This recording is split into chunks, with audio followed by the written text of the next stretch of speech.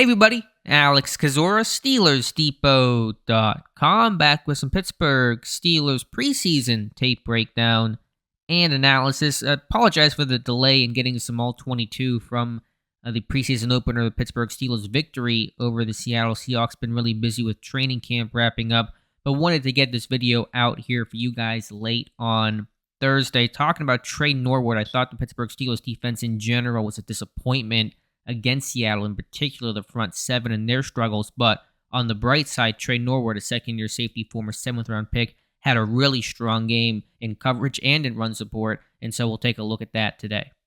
Quarterbacks when targeting Norwood Saturday went 0 for 4. We'll take a look at a couple of those incompletions today, and starting here, red zone play, Norwood man coverage on the tight end. This is going to be cover zero and all-out blitz by the Pittsburgh Steelers, 7-man rush, and so there is zero safety help or any sort of other help here on this play, and Norwood able to force the incompletion. So looking at this thing full speed, and then we'll go ahead and break it down.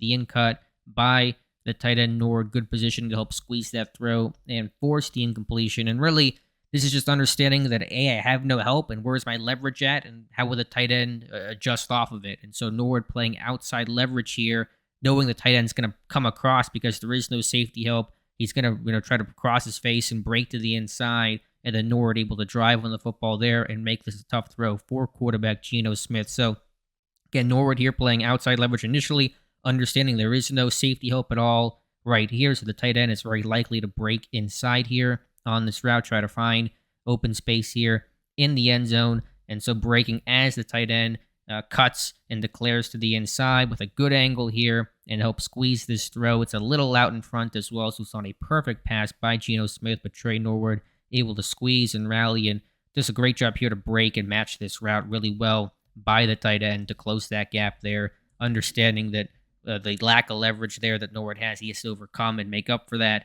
and he does in this play and forces the incompletion. Second half now, but Norwood making another play in the end zone, so really coming up big and some high leverage, situational, and critical football. And so looking at this one through, another throw into the end zone to the same tight end as before. Norwood hoping to squeeze this throw and force the incompletion. I want to stay with the aerial view here for a moment. This is a cover 3 coverage here by Pittsburgh. They're showing 2 high pre-snap. They're going to rotate to a more single high.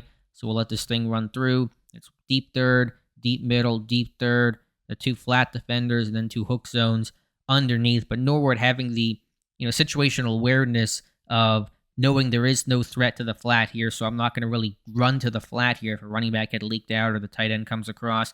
Norwood's going to take that, but there is no threat, so I'm going to sink. I'm going to get eyes on the quarterback here and find where the football is going. And so a really good play here to be a little more loose with his assignment, just understanding there is no threat in the flat. That is my responsibility here initially, but I'm going to get depth here, squeeze this throw, make contact at the catch point to help break this one up. Donovan Steiner also making an impact on this play. So rotating here from 2 high look to more single high on the snap of the football. Norwood getting eyes on the quarterback, reading the shoulder, anticipating the route coming across by the tight end on this verticals concept here, and then breaking on the football and throwing a good shoulder, a clean play, and crucially into the tight end to break this throw up and force the incompletion in the red zone. So one last look at it, and we'll move on to the next play.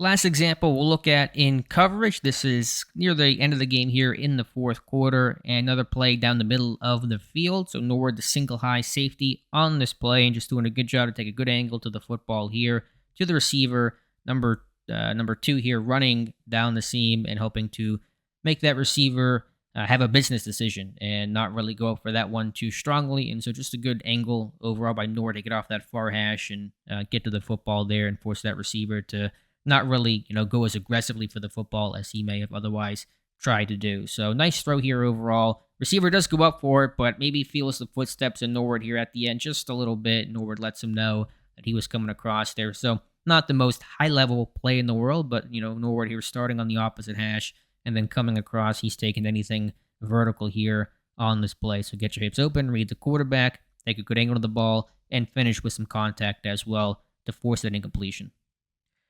Wrapping things up by looking at Tre Norwood as a tackler, and I thought coming out of Oklahoma, his physicality as 1-2 was pretty poor. I think it was better than what I expected as a rookie, but in year number 2, I've seen an improvement in terms of his tackling and physicality, aggression, downhill ability, filling the alley, and things like that. So, check down completion to the running back Travis Homer, number 45. Buddy Johnson misses a tackle here, and Norwood comes in and cleans this one up with a really good wrap-up tackle around the ankles of the running back. This is an end-a-half situation as well, and so this one keeps the clock running, and that's important situationally, obviously. So not, incredibly high-level play here, but just a nice open field tackle to keep the running back in bounds and keep that clock going.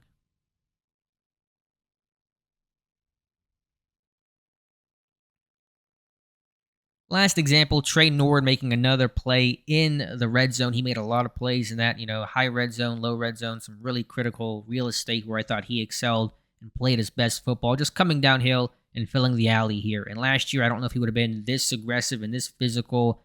He's not that he's a missile downhill, but he's certainly willing to sacrifice his body here to fill the alley and make the tackle in this B gap here. So he gets his run key, comes downhill, does begin to come to balance, but then just kind of decides to run through this one with a nice tackle low on Homer to take him down, and so keeps that one out of the end zone, and that's obviously important. And so one more time to look at it from the end zone view, filling that alley, coming downhill, making a tackle, just showing again that more physicality than what I saw coming out of Oklahoma and what I saw last year as a rookie. So it gets his run key here on this RPO, and then comes downhill.